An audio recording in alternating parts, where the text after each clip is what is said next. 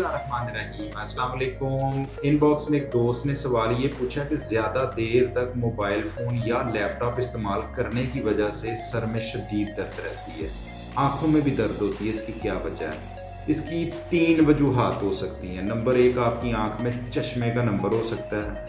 आप नंबर नहीं लगा रहे, ऐनक नहीं लगा रहे, दैट्स व्हाई आपको दर्द हो सकती है।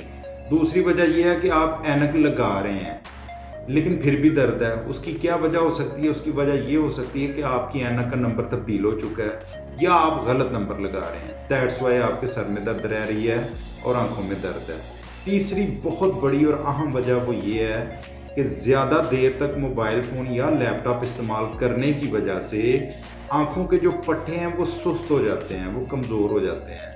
उनकी कमज़ोरी की वजह से भी ये दर्द रहती है। इसके लिए एक छोटी सी एक्सरसाइज है। आप एक पेन को लें, दिन में 3 दफ़ा उसको बिल्कुल आँख के करीब लेके जाएं, 10 तक गिने,